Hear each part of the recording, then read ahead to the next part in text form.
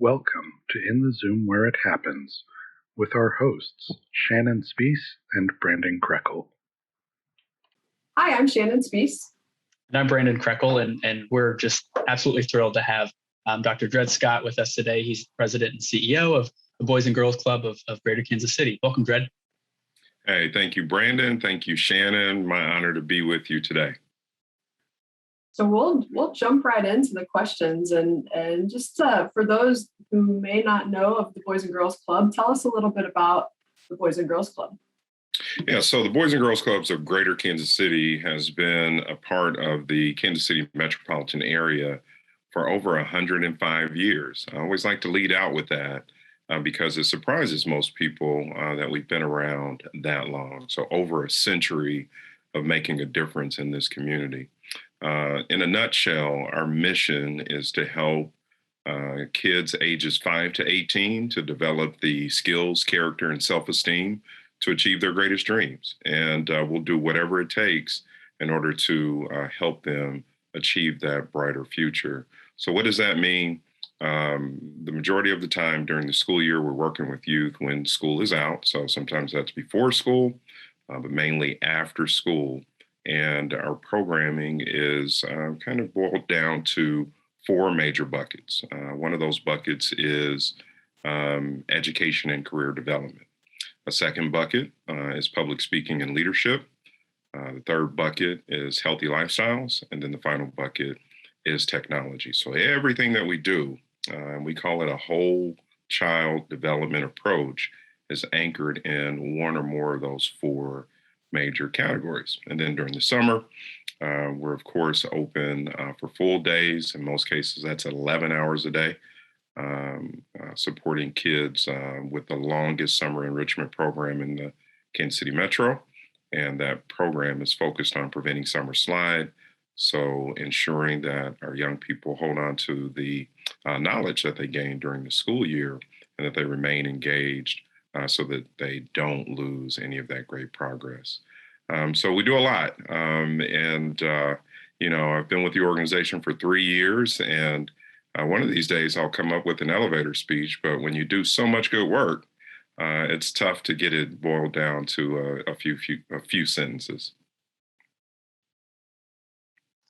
Well, I think you knocked it out of the park, Dred. You did a great job. And just incredible always to hear what you guys are doing in the community.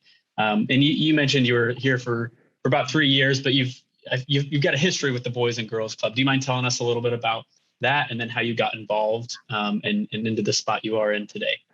Yeah, so it's amazing when you think about it. And if I didn't live this story out, I might question whether it was true or not. So me sitting in this seat as president and CEO of Boys and Girls Clubs is a full circle kind of professional and personal opportunity for me.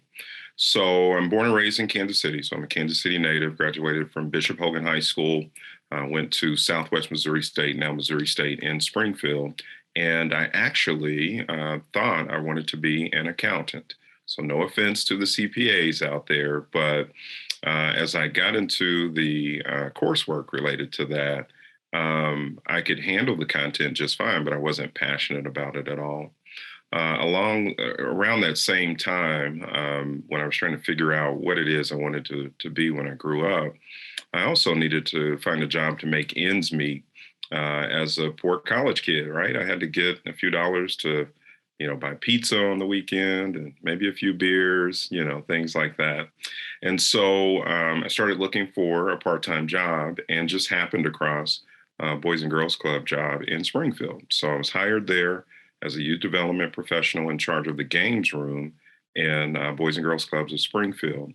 It proved to be really a life-changing experience for me because I discovered my passion for young people through that role. I was all of 19, 20 years old, but knew almost immediately that I wanted to do something professionally that involved working with young people. And so I changed my major to education, graduated a few years later with an elementary education degree. I came back home. I taught in Kansas City, Missouri School District, taught in the Raytown School District, and then also worked in the independent school district. So I have over 20 years of public school teaching and administration experience. And my last stint in Independence, I was deputy superintendent, so kind of second in command in that district, and really enjoyed that work. I live in Independence. My kids go to school in the Independence School District. And so everything was, kind of fell in place for me. But this opportunity with Boys and Girls Clubs of Greater Kansas City opened up. I had a little birdie, mentioned the opportunity to me. I thought about it, did a bit of soul searching, and thought about my experience going way back to undergrad, and thought it was a great opportunity for me to give back to an organization that really led me on such a positive trajectory. So I have to ask, how was your ping pong game during the college days, and has it improved? So, people that know me know that I'm very competitive. And so I would tell you, when I was the games room manager, there wasn't a kid or an adult that could beat me at ping pong, foosball, shooting baskets in the driveway, bumper pool, you name it. I was just the king of it all because I was competitive. So there may have been a few young people that may be emotionally scarred from me beating up on them during ping pong, but I don't get a chance to play it very often anymore. So I'm sure that I'm not as good as I used to be. But Shannon, if that's a challenge, we can figure out a way to make that happen.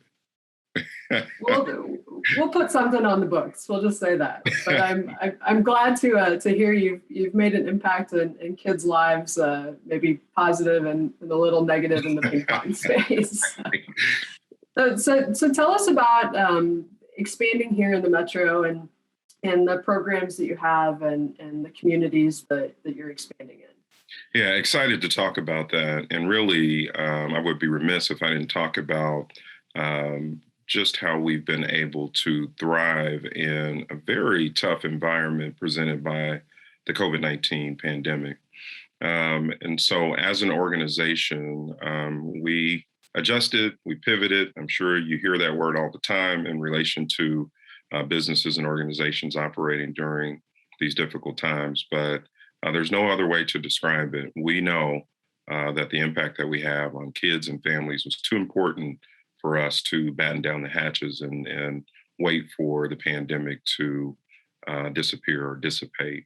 And so in the midst of that, we were courageous enough to expand our organization. We actually added 4 locations right in the midst of the pandemic, even before, most of us kind of understood and knew what the overall impact of this virus would be and continues to be. And we did that very strategically. So when I first stepped into the position 3 years ago, we had 6 locations in the Kansas City metro. During the pandemic, we expanded that to 10, right? And so we've added through partnering with schools and also other community-based organizations like Kansas City Parks and Rec to take advantage of and leverage, is probably the better term, facilities and resources that exist in the community that allow us to come in and do what we do best, and that's youth development programming. So we really thought that was going to be a temporary kind of approach to the pandemic and response to the pandemic. Well, we all know that, last school year, the majority of kids, unfortunately, had to learn virtually. So that means what we did through all of those locations is support virtual learning. So rather than having, our members, our kids, be at home by themselves, sometimes in not so safe environments, trying to manage their own education, we opened up our doors, welcomed them in. We were one of the few organizations that work with youth in person during the pandemic. And we were focused on supporting them with that virtual learning that they were thrust into. And so we did that because it needed to be done. We figured it out and really positioned ourselves, in a very strong way in the community. So that's been kind of a springboard for us to add an additional few sites that actually opened up this year. So we're up to 12 program locations across the metro. And through those, it's our goal to serve anywhere between 1,000 and 1,200 kids on a daily basis. We have programs on both sides of the state line, Kansas City proper, Wyandotte County, Johnson County, Eastern Jackson County, North Kansas City, and also South Kansas City. So the two newest locations, one is in the Northland, right off of Parvin Road. We formed a strategic partnership with Synergy Services. Synergy Services, if you're not familiar with them, also work with school-age youth and families, and they tend to be there for the families and the kids that are in crisis, right? So they're providing counseling and therapy and support, and even in some cases, residency for kids and families that need that level of support. They have tremendous facilities and a great footprint in the Northland. And so throughout the last year, we forged ahead with a collaborative partnership where we are now running a club in what they call their Youth Resiliency Center. And so we're aiming at supporting teenagers through that center, so ages 13 to 18. And then if you go all the way to the other side of the metro in South Kansas City, we've been working with the Hickman Mills School District to open up a designated club in their middle school. It's Smith Hill Middle School. It's a huge school. It's about 1,300 6th, 7th, and 8th graders there. And here in the next 2.5 months, we will open up a bona fide designated club space within that school to serve the population there. So we're just extremely excited about the impact that we can have in some areas of town that we didn't initially have a footprint. I love hearing about all of the partners that you have in the community, because you can't do it alone, right? You got to reach out and seek these partners. And that was one of the most impactful things I had heard and talked with you throughout COVID was your partnership, with all of these organizations, the YMCA, and I mean, the list goes on and on. So kudos to you guys on that, and just you're doing an awesome job. Switching gears just a little bit to some of the programming that you had. You had mentioned you're bringing up some sport initiatives for your kiddos. Can you tell us a little bit about that? Yeah, and Brendan, thank you for that. And I would preface that by saying, as an organization, again, being around for over a century, our roots are really, from our humble beginnings, we started with youth athletics and youth sports. And in some ways, folks that have been around the community for a while just automatically assume that's all that we do. And so that's why I felt like it was important to talk about, those four major categories and, the emphasis that we have on the whole child and helping kids be well-rounded citizens by pouring into them the opportunities and experiences that they need to grow in that way. But youth sports continues to be an important aspect of what we do. And again, it falls in that healthy lifestyles bucket. So you have youth sports, but you also have education and experiences around making good choices with personal health and avoiding dangerous activities like drug use and alcohol and abusive relationships. And so, again, we're going to make sure that kids have all of the education and knowledge that they need to be successful. But we run some of the largest and most successful youth sports programs across the Kansas City Metro. And it's something that, I'm particularly proud about because for the kids that we serve, the kids that need us most, this may be the only opportunity or exposure that they have for team sports.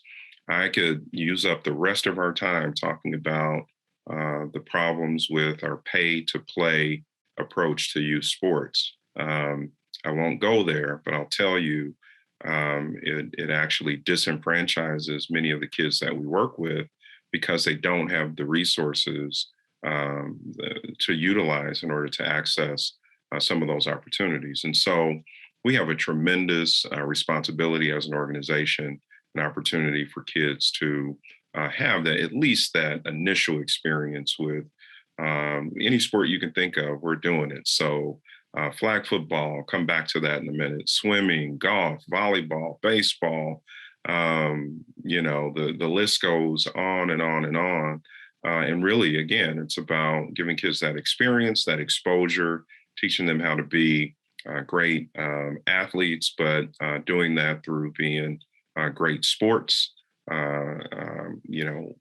as they're participating in those activities. And so, we just came off of this summer a very successful RBI baseball season. RBI stands for Reviving Baseball in the Inner City. It's a program that, again, started with a partnership with MLB. And in our case, we partner with MLB to offer that great opportunity for young men and women within our clubs. And so we had somewhere north of 400 kids playing baseball. Actually, that number is down for us. Again, kind of the shadow of the pandemic, and there's some reluctance on the part of some parents to have their kids come out and play, but we're overcoming that. And so we're just kicked off our flag football season. And so again, it's kids ages 5 all the way up to 12 and 13 years old that get a chance to learn the fundamentals of football, and they get a chance to run and play and enjoy themselves. And we gave every kid a pair of cleats and a pair of receiving gloves and a personalized jersey with the Kansas City Chiefs, thanks to a great partnership in collaboration with that organization. And so those kids are, hitting the field, and in their minds, I'm sure, it's like playing in the NFL on Saturdays and Sunday evenings, right? And so we've got roughly 150 kids that are playing that right now. So we're excited to see that season continue on. We also have a youth soccer league that we've developed, again, in the midst of the pandemic, thanks to a partnership with Sporting KC. So we've got a recreational team in Olathe and also in Wyandotte County. So those kids are going out playing and having fun, and they're competing. They're competing against kids that have been playing the sport a little longer than they have, and they're holding their own. So we're excited about that as well.